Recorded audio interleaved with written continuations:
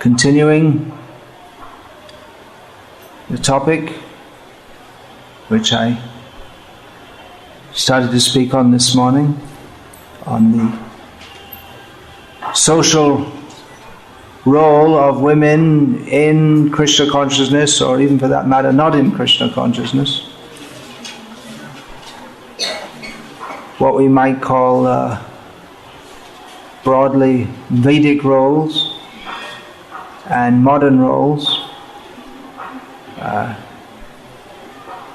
I've spoken on many of these topics previously, but as with all of these topics, they require to be repeatedly spoken on because people forget, or you may not have heard it.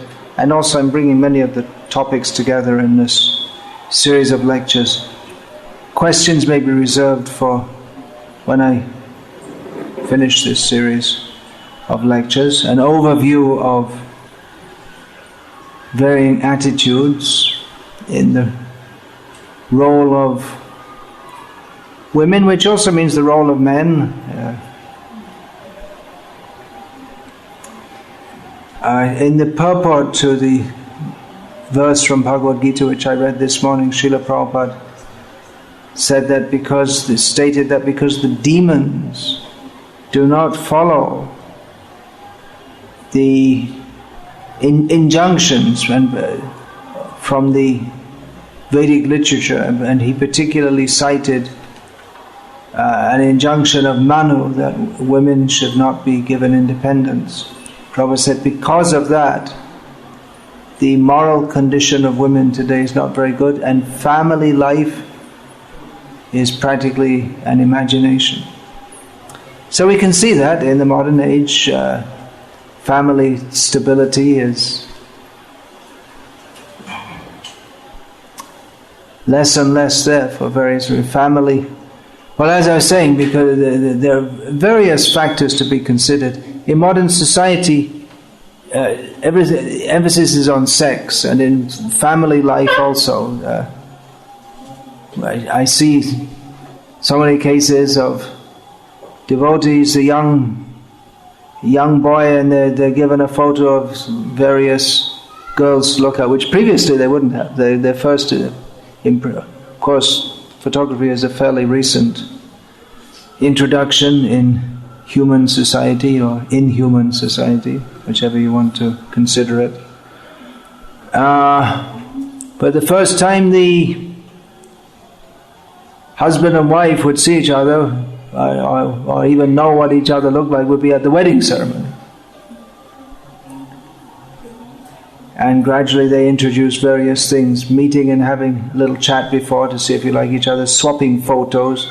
But I see that even among devotees, it's very common that boys say, oh no, not beautiful enough. They themselves, they may be even uglier than my facial features. They may be quite ugly themselves, but they think that they only want to marry Aishwarya Rai or a clone of her. Of course, she's also finished now. That's another thing. I mean, I guess they're keeping her going with makeup and all this kind of thing. But well, that's the point. Because good looks, it only lasts a short time. It's illusory anyway, because good looks is just a covering of skin on blood, bones, mucus, etc. And whatever your wife looks like, or your husband looks like, whatever, you have to live with them. And to have a sweet personality is much more important if you have to live with someone than a sweet face.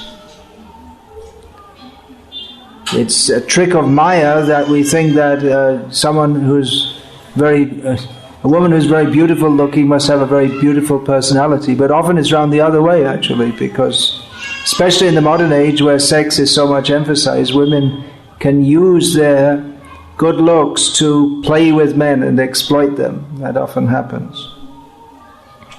So, when sex is the center, instead of in family life, duty, responsibility, dharma,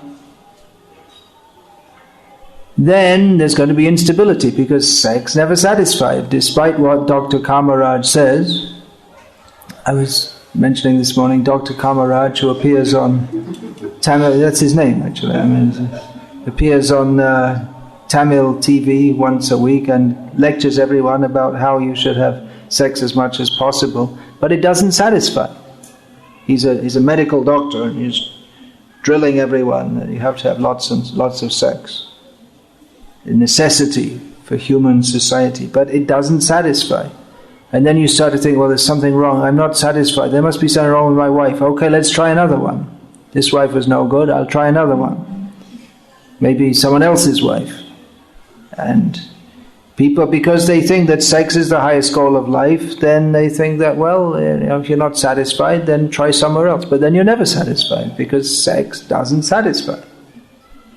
It's just an illusion that one will be satisfied with this. The only thing that can actually satisfy one is surrender to Krishna.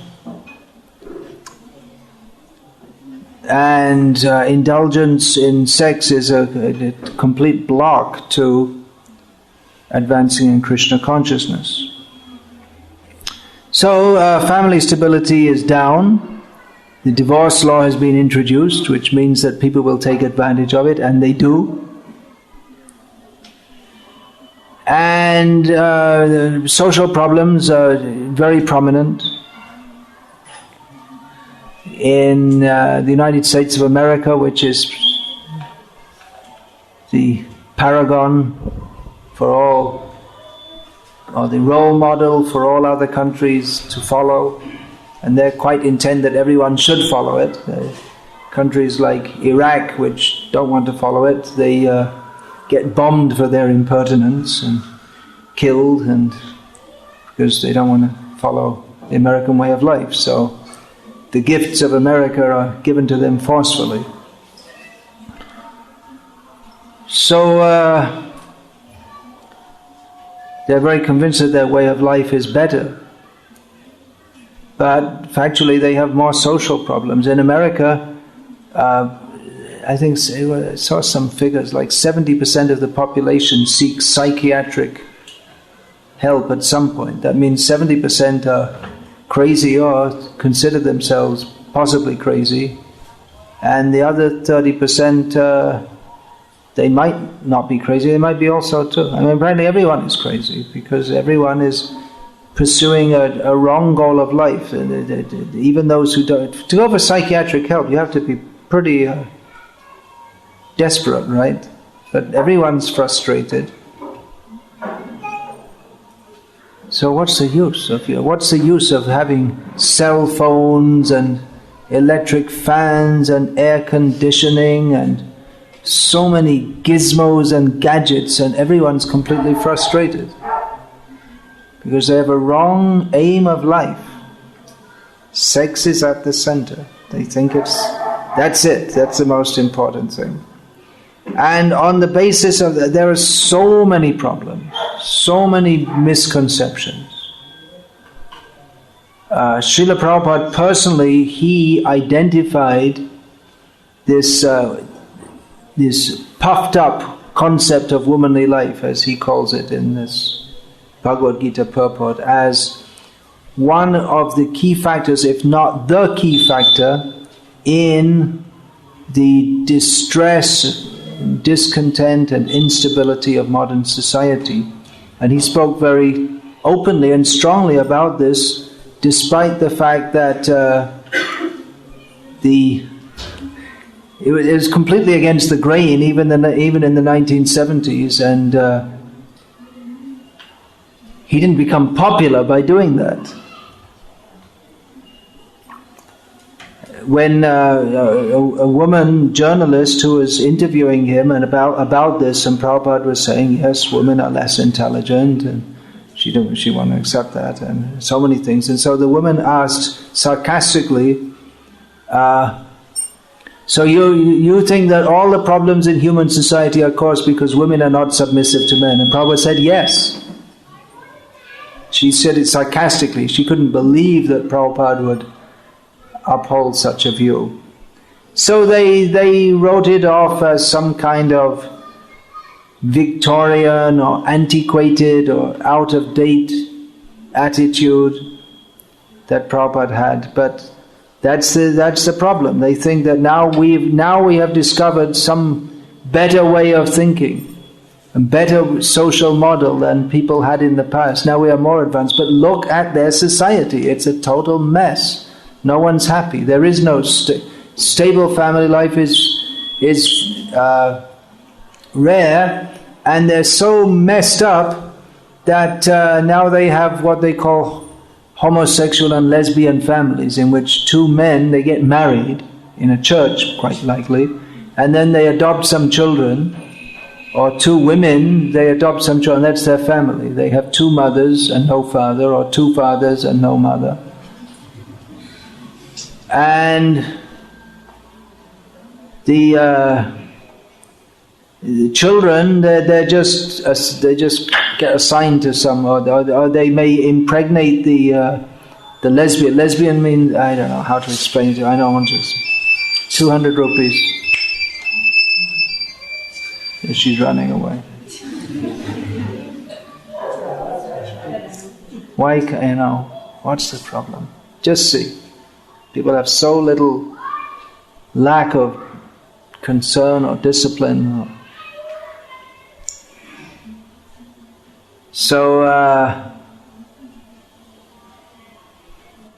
It's totally bizarre, and actually it means that Western society is finished. It can't stand. It has no moral strength. We see in the histories of all these great empires, Roman Empire, Egyptian, Byzantine Empire, all these, that when they descend into gross sense gratification, then they're overrun. They fall down because people don't have any moral strength or principles to stand up. In Iraq, if it was man to man fighting, there's no doubt the Americans would be totally defeated by the Arabs. But because they have a lot of technology, they're able to keep on top. But otherwise, the American army, they're smoking dope and taking all kinds of drugs, and they have no self-discipline. How can? So it's finished. It's just a matter of time. And even American sociologists have noted this, that actually Western civilization, it's in a decaying stage. It's not going to last. But America's very. I'm just saying America. I don't hate Americans, or actually most of Americans in their dealings. I've been to America a few times. They're very nice people.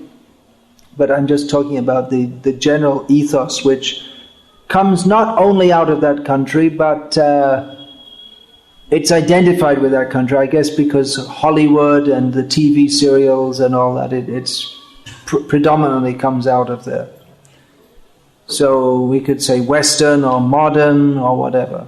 But as America is like the flagship of modern degradation, and of course it's not everyone in America who sponsors that or who even likes that either. So we have to remember that we're talking in very general ways about very complex social situations. So like I said, I'm not against America per se. So there's whole different attitudes to which most Americans also maintained even a short time ago, and they think that this is right and everyone is wrong. In the modern age we got it right, and everyone else in the past they're wrong, and now we have to change the world to accept that what they call women's rights and gay rights, homosexuals, they should also be allowed to marry, and they're forcing the churches. If you don't allow this, then we'll close we won't give your church any special tax relief, or we'll close your church down. They're forcing them. So it's a very severe situation. They're emphasizing, one symptom of modern Western life is that they emphasize rights. You have the right to do this, right to do that, but they don't emphasize duty. Whereas in traditional societies, duty is emphasized, and the word dharma, which is the cornerstone of traditional Indian civilization, that is often translated as duty. Arjuna was asking, what is my duty in this situation? To fight or not to fight? In a simple way we could say duty, although the word dharma has multiple levels of understanding, but basically it can be taken as one's duty. And then there are various levels of dharma. There's social dharma, spiritual dharma, and they often conflict, and that's the whole story of the Mahabharata, is conflicting dharmas and how they are resolved. So there's this emphasis on rights, that every individual should have the opportunity to enjoy themselves as much as possible. That's the idea. The idea is that, well, you only live once, and just enjoy yourself as much as possible. And you should have full right to enjoy yourself. But societies which are based on religious ethics understand that what we do, that has an effect on our future eternally. So, and there is sin and piety. There is a difference between good and evil. There is an ultimate standard of goodness. They just like, for instance, say, well, homosexual, what's the harm? And if two people consent, what's the harm? They don't harm anyone. They certainly do. They harm each other's opportunity for God realization. And indulgence in what is a sinful act, it's a sexual act which is performed not for the sake of procreation, which is always sinful. It's not meant for recreation, it's meant for procreation. So, by doing that, they are harming each other's progress, or possible progress on the path of self-realization. So people have very different attitudes, and women in the modern age and men also have very different outlooks on what are the roles of women. Traditionally, it's understood that their role is there as women and mothers, but in the modern age, to be a housewife is considered the most stupid thing a woman could do. And it's, you're just you're completely useless, and you have to achieve, you have to do something and show your full potential. And the idea is that women should be equal to men in all respects, and therefore they have women's boxing championships, for instance. And weightlifting, women, they do weightlifting. Their body is completely different, their mentality. But women have tried to, and many feminists point this out also, that women have only tried to be equal to men just by trying to imitate them. In other words, still the role of the man is the model that women follow. So they're still tied to a male conception of what's the best thing to be, what's the actual role model. So in modern society, women want to achieve and realize their full potential, and free mixing between boys and girls, even from in the schools, and then it's just considered normal that boys and girls all mix up, which even 20 years ago in India was not imaginable, and even some time before that, girls going to school at all was not imaginable. Anyway, there weren't schools in the formal sense. Even this whole education system, and there's so many things, this whole modern education system is just a big hoax to make people slaves to some misguided aim of life. There was no mass education. It was relatively informal, There were no certificates or entrance fees or education was mostly a few young men would gather around a Brahmin, and he would be their guru and teach them, like Sandipani Muni with Krishna. There were, in ancient India, Nalanda University was there. That was Buddhist, actually. But in traditional Vedic culture, there weren't big educational institutions, and knowledge was, dvividya, there's para vidya and apara vidya, knowledge of the spiritual world and knowledge of the material world. Anyway, I spoke extensively on education last night, but the idea that women should also be educated and come up and realize their full potential and become heads of countries and boxers and airline pilots and of course many of them just end up working in factories. There's no the idea that women should have the freedom to go out and work. Oh yeah, great. And most of them end up in factories because most of the jobs are at a menial level. So what's the fun in going out and working in a factory? As they realize your full potential, you're working in a factory, and what's the potential? It just becomes a so-called necessity in modern life that you have to bring in more money because you have so many more supposed needs. Hare Krishna. You have so many supposed needs. So there are completely different attitudes. And I'm talking about this subject in terms of broader society and specifically within our Vaishnava society, because people come to Krishna consciousness and hear, oh yeah, it's very nice philosophy and seems very nice. But we practice Krishna consciousness, but basically we have imbibed so many ideas since we were born. So, Srila Prabhupada often said that a disciple should be like a blank slate. That one should come before the Guru as Chaitanya Mahaprabhu, the all-knowing Supreme Personality of Godhead. He came before his Guru and Ishvara Puripad, and Chaitanya Mahaprabhu said, Guru more murkha deki korelo shashan. My Guru saw that I was a great fool and therefore he punished me or chastised, disciplined me. Murkha to me, his Guru told him. Murkha to me, tomar nahik Vedanta dika. You're a fool, you have no qualification to study Vedanta. So Chaitanya Mahaprabhu showed the example.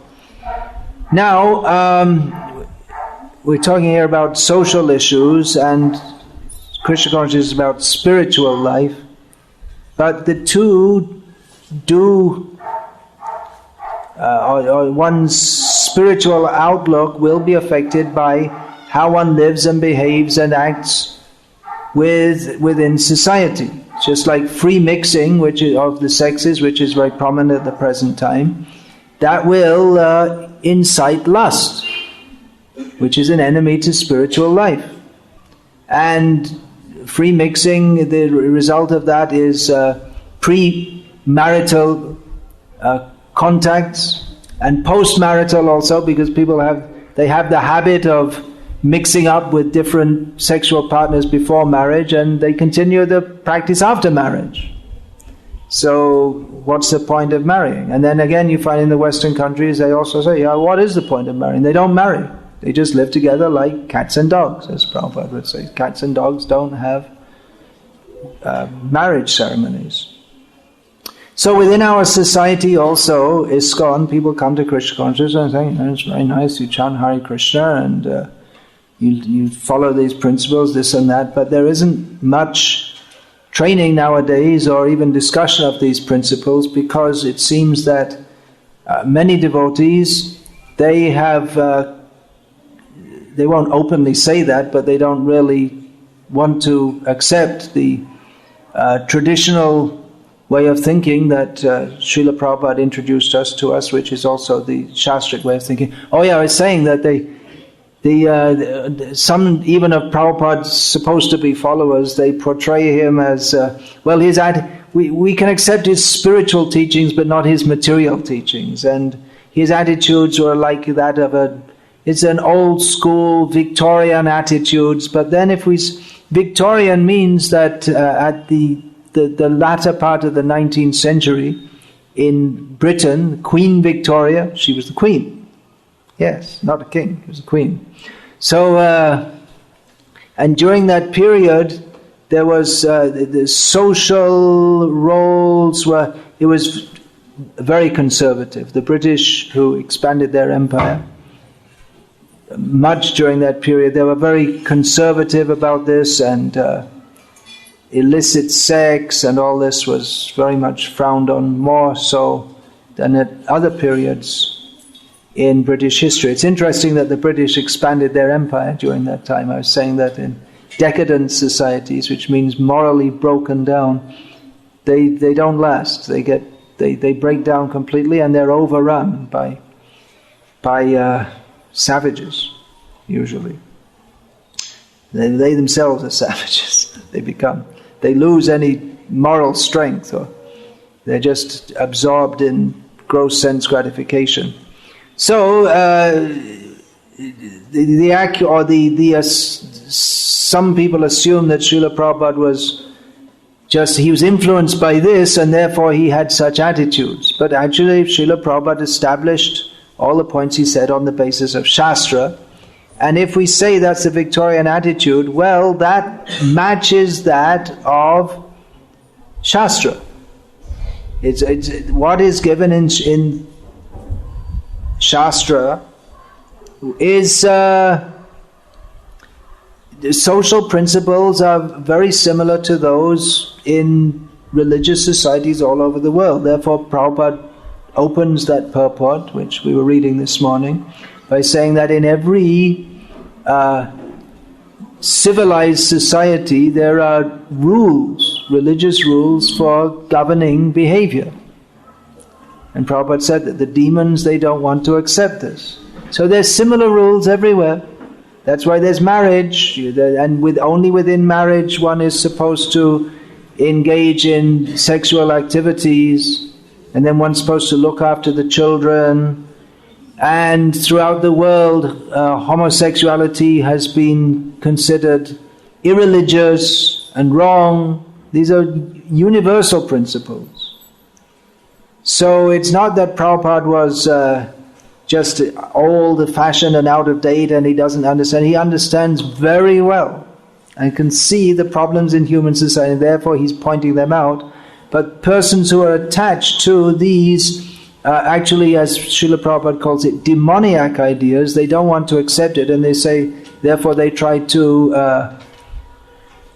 present Srila Prabhupada as being influenced by mundane ideas which are actually wrong. Although actually Srila Prabhupada is fully pure devotee, and if we think he's, as Srila Prabhupada said, if we think that he has made a mistake, you have made a mistake. So these are some of the... It's interesting that in India, that many women coming to Krishna consciousness, especially from a village background, coming to ISKCON, they actually become, while they're in the village, they're trained up in the traditional way, but when they come to ISKCON, they see that, well, there's so many divorces and this and that, and then they actually become less pious in terms of their Sri Dharma than they were previously. And this it's actually being promoted, just like Western devotees, some of them. It's not that every Western devotee is completely into these modern adharmic ideas, but many of them are, as I was saying. Even the rules, certain rules are passed by our governing body commission, which they're more in line with modern feminism than that of Shastra.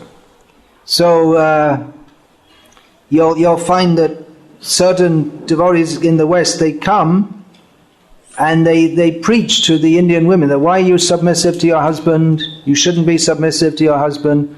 And then men have told me that their wife comes home all of a sudden one day and they're arguing them, fighting them. What happened? And all of a sudden we're married for 15 years, and all of a sudden the attitude completely, oh, your husband is exploiting you, and why do you follow him? And the result is chaos. And divorce is very common in ISKCON, sorry to say. And maybe in India, ISKCON more than in the society at large, because of these attitudes. And in North America, there's they called it the Grihasta ministry or something. They're taking some steps to try to arrest this problem of divorce, but their approach actually makes the whole syndrome worse, because it's based on modern psychology, which, as I was saying yesterday, is based on Freudian ideas. And the idea, they instead of telling the men and women devotees that you have to follow your dharma, and even if it's rough, definitely it's going to be rough. They say that man and woman, when they come together, as Prabhupada said, man is good, woman is good, and the combination is not good. It's always problematic. And in the modern age, relationships between it's very difficult to find any good relationships at any level. And husband and wife, there's always going to be some problems. But then in the modern so-called psychologists, they talk a lot about compatibility and all that. Well, of course that's there in Indian marriage, but they check it out before they get married, the astrological compatibility. But in the Western world, they have this idea that, and it's very prominent in India now, because attitudes have changed so much. There's this whole idea of falling in love, which is completely nonsense. Because we find that people fall in love and then they very quickly fall out of love. So it's not love. It's not actual love. If you feel, I love this person so much, and then, after 2 years or less, you want to divorce them, and it wasn't love in the first place. It's infatuation or lust. So there's this idea in the West, which has come from of course it's been there in India also, but that you fall in love, and they have this idea, well, you try and live with each other for some time to see if you like each other. You can't tell, because both parties are play acting, and then when they get married, then okay, that's when the real excitement begins. As they say, there's an engagement ring and a wedding ring, and after that, boxing ring. There are jokes like that. So. And it's not always like that, but the idea is that there should be psychological compatibility. But in other words, what it means is that, well, if I don't like you, I'm not really, why should we live together? Because we don't really get on well with each other. And then, so they'll advise, our Grihasta ministry or whatever it's called, they advise that, well, you're not really getting on, we'll try, a little bit more, and then you have to adjust. And if it doesn't work, well, the best thing is to get divorced. So they're encouraging it because they're giving the wrong basis, that you're trying to be psychologically compatible. But it should be that the basis of family life is duty, dharma. And that even if you don't like each other, once you get married, you've made a religious commitment and you have to stick to it. And before the divorce laws, guess what? There was no divorce. And once you're in a marriage, you have to stick with it. And so somehow or other they would adjust. Some years ago, in Russia, a young man and his wife came to see me with their young daughter. I'd never seen them before. And they asked for my blessings for divorce. And I told them, no, definitely not. I'm completely against it. They say, well, we have so many problems, we can't get on with each other, how can we live with each other all our life? I said, look, you got married, you have a daughter, and you have to stick with it. And they were submissive enough to stick with it. And 15 years later, they don't really have any problem because they thought, we have to live together. Okay. And then they worked it out between them. But as long as the idea was there of divorce, they thought they could just go on with the boxing ring more and more. I don't know if it was physical, maybe it was more verbal, I don't know. But once they had enough faith in my words to think that, okay, we got to stay together, and they went on. And they don't have serious problems. It was just manasijam. It was created in the mind. That's all. So this whole different outlook that we're here to enjoy life, and everyone should use their maximum potential. So if the husband gets in the way of the wife, she should just kick him out of the way, and you don't like each other, so get divorced. Hey, how about this? A woman wants to realize her maximum potential. What about the potential for having children? That's the natural potential of a woman's body, isn't it?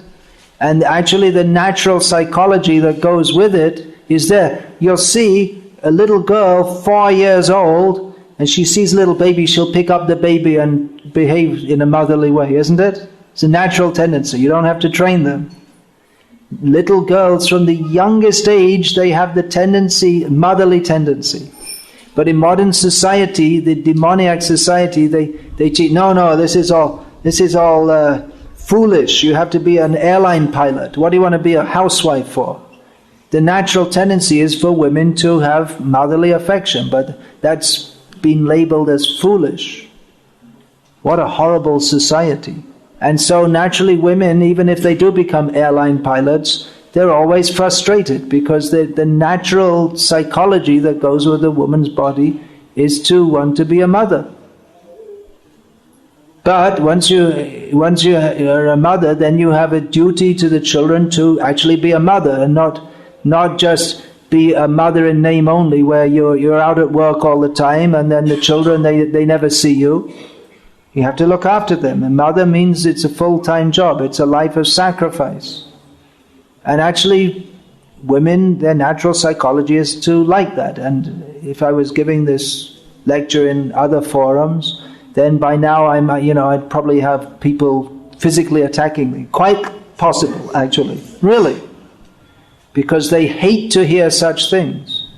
They've become so cut off from reality that they think that this is terrible. You see, you're misleading the women into a life of submission and being exploited. But the fact is that children deserve to have parents, and not just a mother and father who they never see.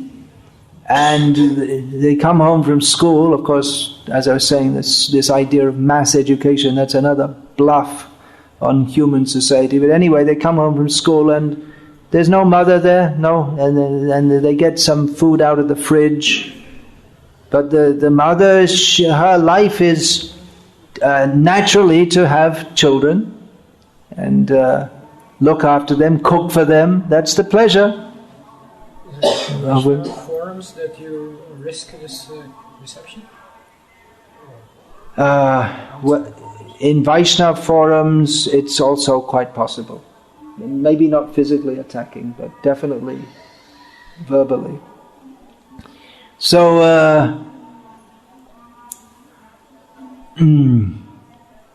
it's the natural tendency of women and to have children and to like that, to like being a mother and be happy on that platform.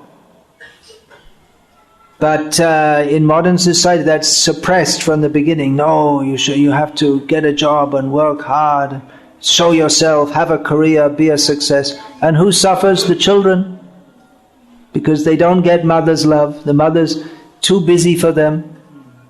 So they don't get mother's food. So even physically they suffer because they just get something from a cafe or hotel or something. And then you wonder why there are so many psychological problems. There's a reason. One reason is that people they have unnatural hopes. Just like it's quite common in the Western world now that there are gangs of young women who go around and attack others. They attack them and take their money. There may be men, women, old, young, whatever. I mentioned this about 10 years ago. I just come back from the West, and I'd read in a newspaper about this phenomena in Britain of gangs of young girls, like 13 years old, like 12, 13 years old, who go around with knives and attack people and maybe kill them also and take their money, and then they use it for drinking or whatever.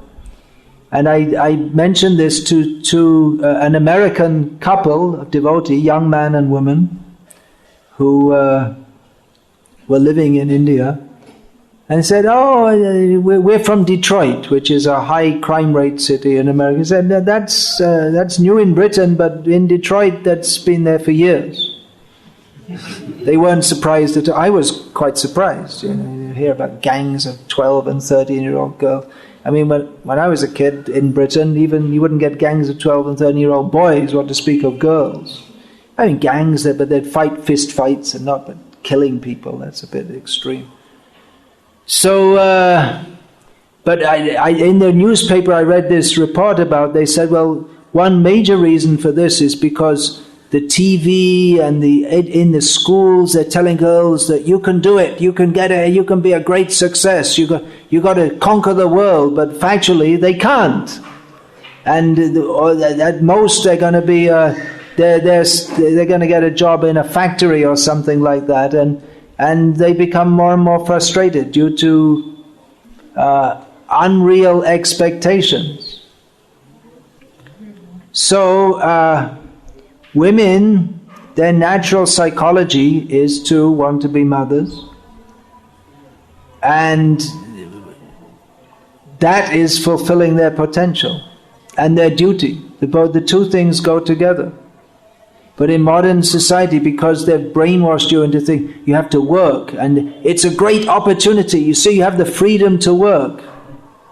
But what's actually happening is the big industrialists, they're exploiting you they get more people to work for them. And meanwhile, like I say, the children are neglected. The children and then they become angry at the whole of society, and it's a whole syndrome that increases generation after generation. And so there's this women, they have this idea, have to have a career, so they don't get married, and then many of them have the idea, I don't want to get married. Why should I get married? It's just a burden having children, this and that, and living with a man. There are so many men, I can pick up one anytime. But often what happens, I see in India at least, when they get to about the age of 30, they think, oh my God, I'm getting old, and my skin, there's a few lines, I'm getting old. I didn't get married. I want to get married. They've been saying, I don't want to get married, I don't want to get married, I want to get married. And then no one wants to marry them because they've already been used so many times, is one thing. Another thing, the men want to all marry beautiful young girls. And when you're 30, your beauty is diminishing. So then they become desperate. Or they have this thing, we have to marry in the caste, and then our daughter, and then goes on, she gets to 30, 31, 32, and then you just marry her to anyone. Because they're just trying to find someone who will marry her. So the natural and normal thing, as Srila Prabhupada explains, Srila Prabhupada said many things which were in the modern age just sound totally unrealistic and bizarre, but Srila Prabhupada was for child marriage, which is literally a crime in modern India. But Srila Prabhupada explained that as soon as a girl comes to puberty, or even before that, she's thinking, where is the husband? And even I know one of my godbrothers, he was telling me that his daughter, when she was 5 years old, she was asking, when am I going to get married? And she's in the West. They're thinking about that so it's settled up at a young age. And then they don't have any anxiety, and they get married young, and then when they come to the age of puberty, the young girls go to their husband's home, and then it's already fixed up. It's all settled. I just a few days ago, I was told this is still going on among one of my disciples. He's from a Tamil Smarta Iyer family. So he was saying, I want to get my daughter married, and I said, well, it's traditionally it'd be about the age of marriage. Your daughter's 5 years old. And say, yeah, that's what I'm talking about. I'm going to get her married within the next year. It still goes on in their community. And among the boys that are going to be purohits or priests, they still have that system that they'll marry, and then when the girl gets 13 or 14, after the first flowers come, in Sanskrit, it's one of the words is pushpa for the... Anyway, you know what. So after that, they go to the boys' home. Then they start having children. And you may think, well, that's very primitive, and they don't get the chance to choose their husband. But choosing the husband is very dangerous, because you're overcome by material infatuation, which is called lust, and you often... Generally, a young girl, she doesn't have the discrimination to understand who is the right person for her. So the traditional system is the parents arrange it based on astrological compatibility, caste, and there's so many considerations. They're very careful. And then there's a whole social system to back it up. And there's a whole training from the very beginning. Chastity. The chastity of women is considered very important. What's better, to have so many boyfriends you can't even remember them all, how many men have used you, or to be a respectable wife and mother? And what happens is, just like one of my sisters, she never married. She was into, women should be independent. She never married. Now she's almost 60 years old, and she never married, and no one cares for her. She has no children, no husband, obviously, and she's just got a miserable old age. She's just moving into it. No one cares.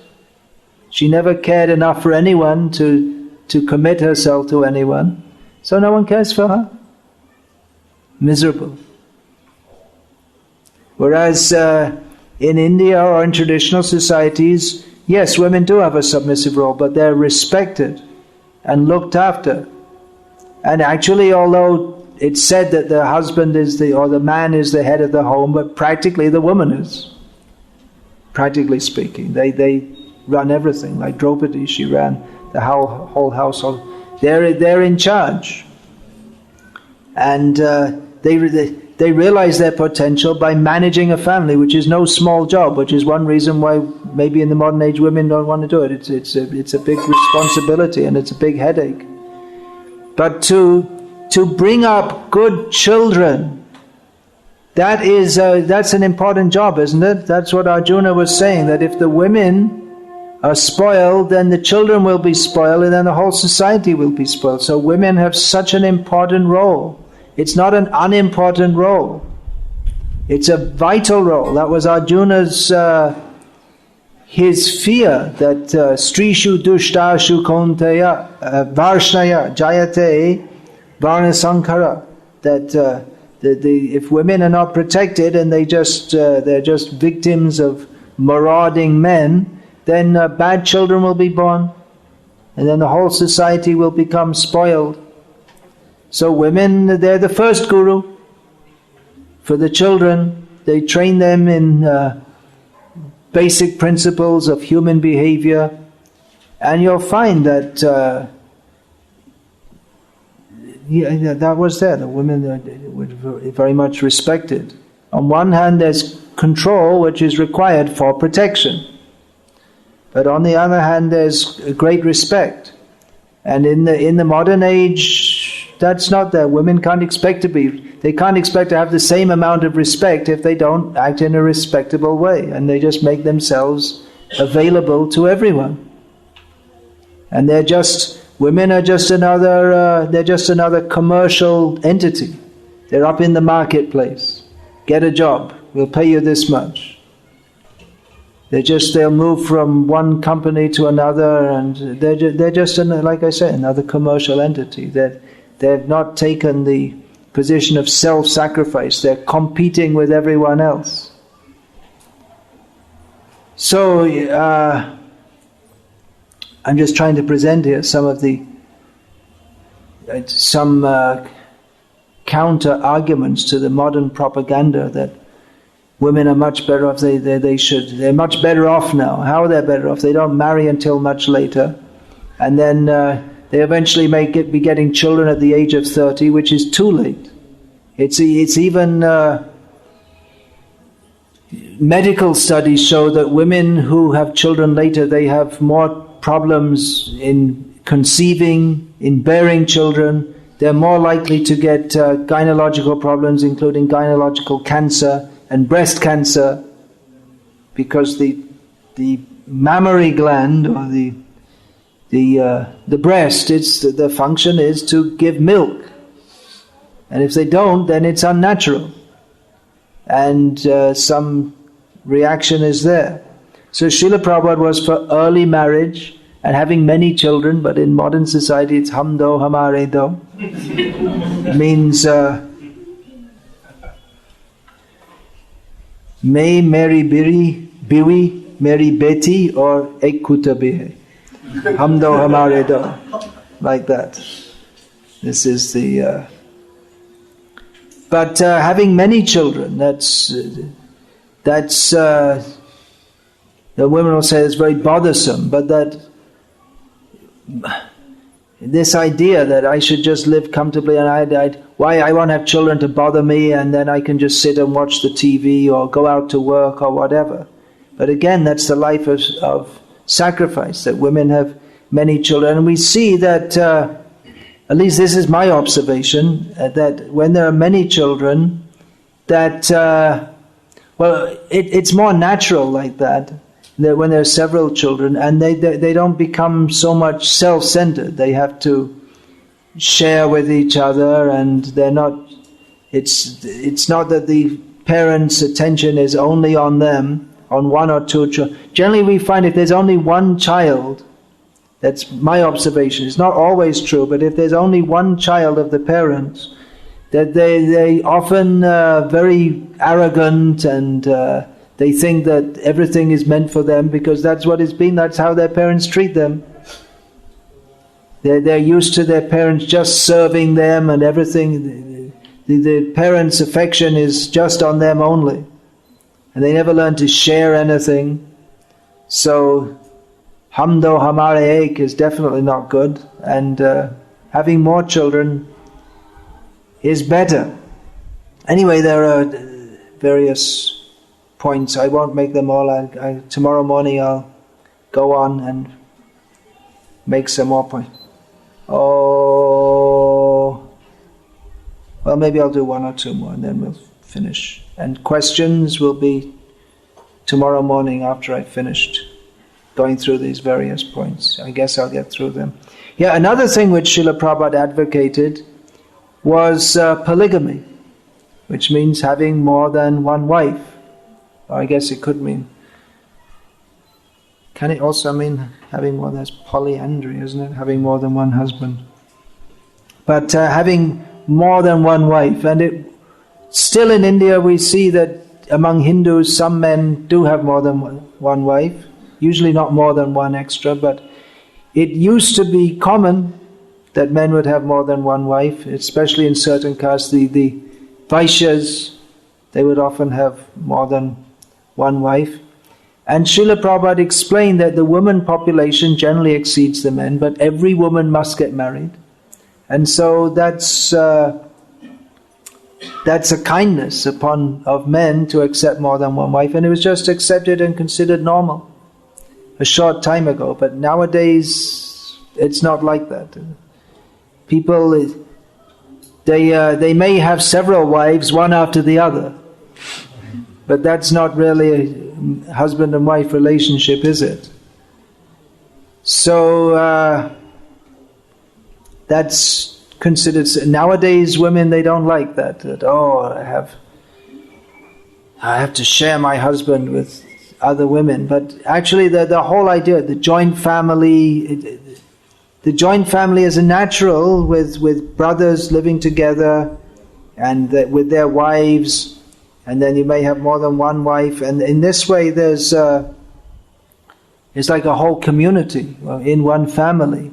It's actually much better for the children to have many mothers. It's a big job to look after children. Mothers, what do you think? That's another thing. The young girls nowadays, they often say, "I'll only marry you if we're not going to live with your parents." They don't want to live with their in-laws.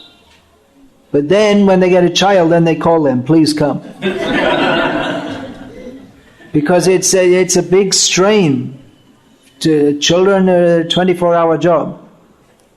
And there's no time, like 9 to 5, and no, it's any time of day and night. You're on call, and it can be you may go for days without getting any proper sleep. So again, it's a life of sacrifice. But if there are many mothers, for one thing, it's psychologically much better for the children, and then there's many children altogether also, and it alleviates the burden. Instead of one woman having to do all the cooking, all the cleaning, and look after children at the same time, there's a whole group of them doing it, and that shares it all out. And they also have community, and they're like that. So polygamy, joint marriage, these are all very natural and a better way to live. But then again, in the modern way of life, because people are they're parts of the modern economic system. So people are seen as workers. And so that the joint family system is very suitable for an agrarian society. Again, we come back to Varnashram society. And to have many children is very good in an agrarian society, because then you have more workers. They're all helping with the work. Nowadays, children, they shouldn't go to work. They should go to school so they can get trained up to work in a more sophisticated way later on. Interestingly, they don't make any objection to children working as actors in the movie industry, or posing or as models for the advertisement industry. I never saw anyone in the West or the East complain about that. But there's the whole family system is based on exploitive economics, in which they feed all this rubbish to you that you're getting a better way of life. So again, Srila Prabhupada's revolutionary ideas: go back to the land, live simply, and follow the old patterns. Women, you may say, well, in the past they were submissive and now they have more potential in this and that. But women in the past, they had a fixed husband. They had respect, dignity, which they don't have nowadays. They're usable objects. That's all. No one, and like I say, no one, if you go through 3-4 husbands, and how are your children going to... They're not going to care for you. They see that you don't care for them. You're more interested in your own happiness than in providing a stable family home. So naturally the children, they don't care for their parents also. The parents don't care for the children don't care for the parents, and it's a total... The modern society is, as I'm trying to, again and again, try to convince whoever might be interested to listen, it's a total violence on the members of the society. All the ideas, Prabhupada called it a slaughterhouse civilization. Practically every idea they have is wrong. This questionnaire was brought by some of Bhakti Raghav Maharaj's disciples. What are the merits and demerits of the modern educational system? Merits? Well, there are no merits. No, what are the merits? You could say if there's anything, that if they learn to read, they can read Prabhupada's books. But then you can also hear that from devotees It's not necessary that everyone learn to. There's so many faults. It's a total exploitation, and they do it in such a way that you think, now I'm better off, when they're totally exploiting you and misusing you. So, yes, Srila Prabhupada was saying polygamy. Now, Srila Prabhupada also said that we shouldn't introduce this in our society because people may blame us. This was in the Western world, he said this. And another thing he said was that, the society can't support family, multiple wife families, and that some people may misuse this as a facility for extra sex.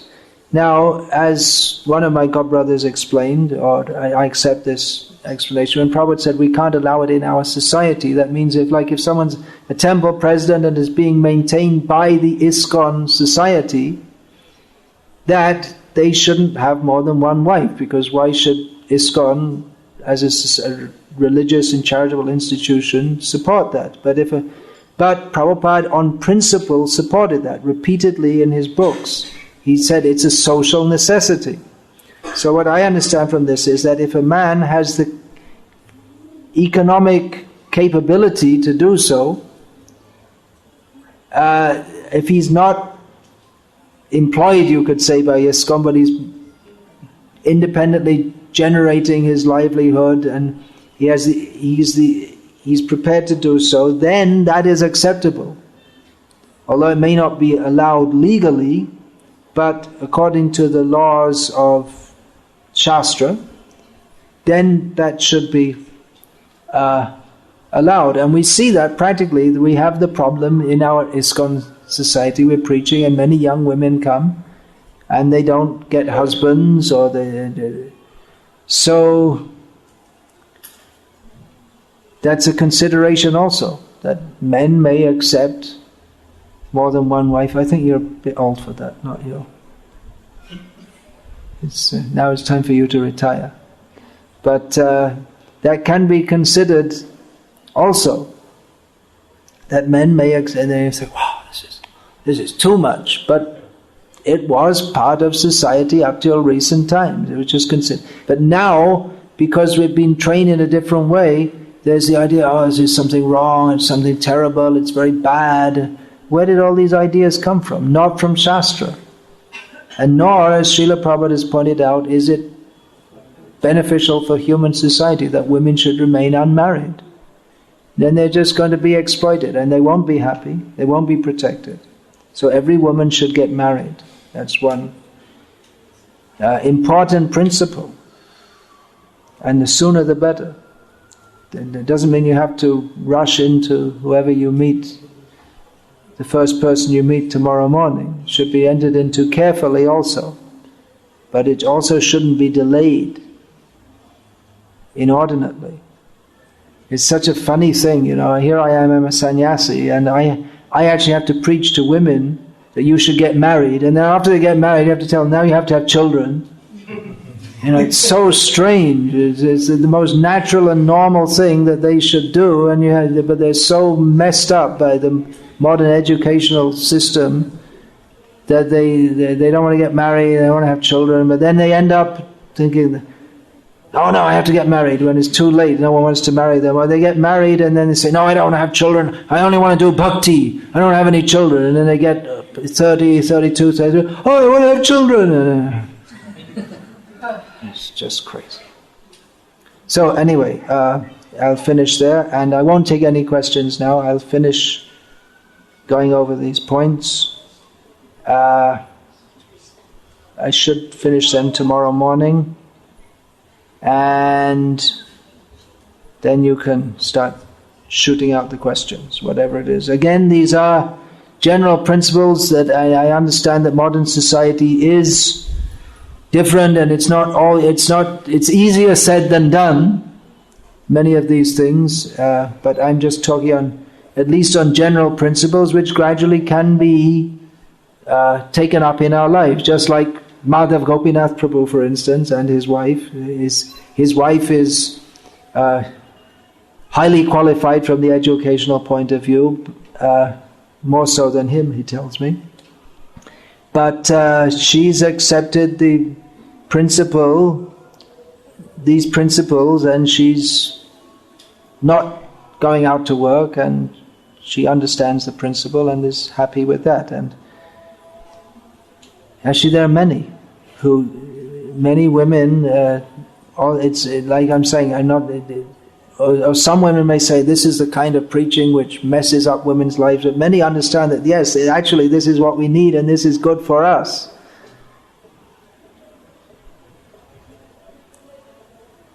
And I actually have some disciples who became my disciple, women and couples, because they thought, yes, this is the kind of guidance we need.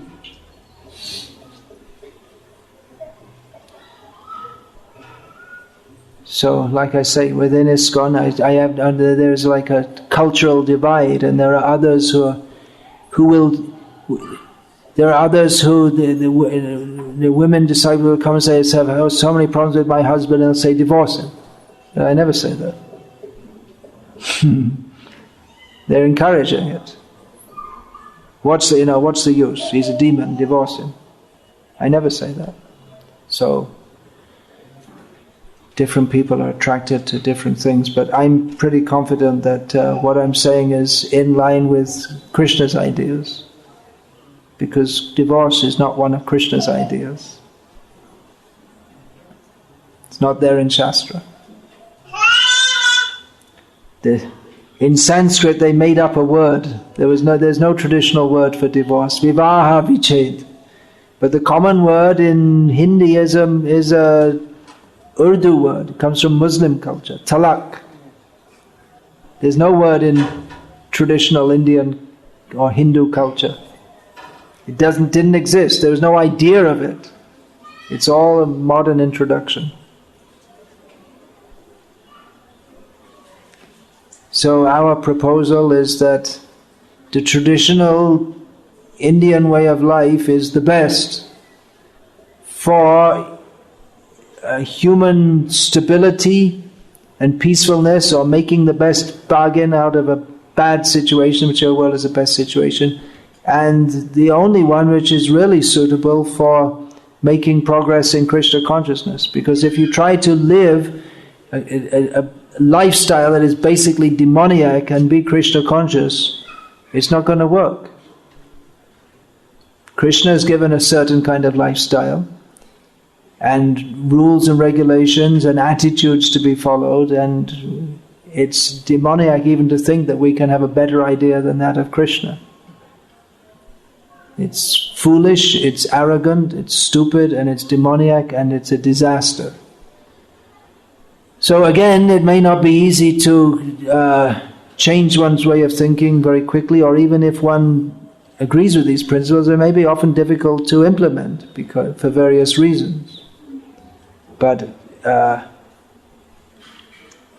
reform begins with understanding the principles. So like I said, I'm speaking on that, and Krishna willing, I'll continue tomorrow morning, and I think I'll get through all these points and then open it up for questions. Not now. Now you can take prasadam, kindly cooked probably by the Matajis. They say, oh, there's a cook also, the male cook.